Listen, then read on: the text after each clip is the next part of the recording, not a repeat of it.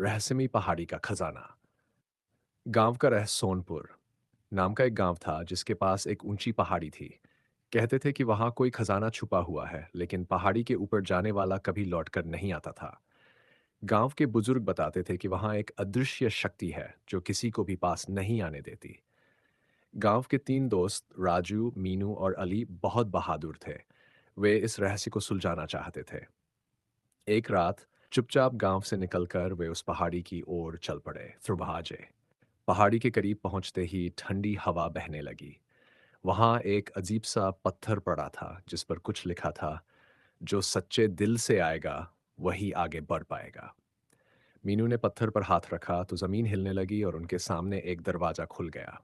वे तीनों डर तो गए, लेकिन हिम्मत करके अंदर चले गए। खजाने की रक्षा करने वाला प्रहरी, गुफा के अंदर एक बड़ा सा कक्ष था। सोने चांदी से भरा एक संदूक रखा था, लेकिन जैसे ही वे उसके पास पहुंचे, एक विशालकाय पत्थर की मूर्ति अचानक जिंदा हो गई। जो इस खजाने को लेना चाहता है उसे अपनी बुद्धिमानी साबित करनी होगी, मूर्ति गरजते हुए बोली। तीन सवालों की परीक्षा। मूर्ति ने तीन सवाल पूछे। संसार में सबसे कीमती चीज क्या है? अली बोला, सोना और हीरे। मूर्ति ने सिर हिलाया, लेकिन राजू ने कहा, जान। मूर्ति मुस्कुराई और बोली, सही जवाब। सच्ची ताकत किस में होती है? मीनू बोली, हथियारों में। मूर्ति ने गर्ज कर कहा, नहीं। राजू ने कहा, एकता और हिम्मत में। मूर्ति ने सिर हिलाया, बहुत अच्छा। थ्री, सच्चा खजाना किसका होता है? अली बोला, जो इसे पहले पाले। मूर्ति हंसी और बोली, नहीं। नहीं। मीनू ने कहा, जो जो इसे अच्छे कामों में इस्तेमाल करे।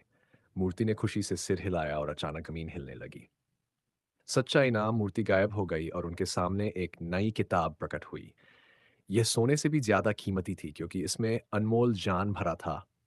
वे किताब लेकर गांव लौट आए और उसे गांव के स्कूल में रख दिया ताकि सब इसका जान पा सकें। असली खजाना सोना नहीं, बल्कि बुद्धिमानी थी। सीख। ज्ञान सबसे बड़ा खजाना है।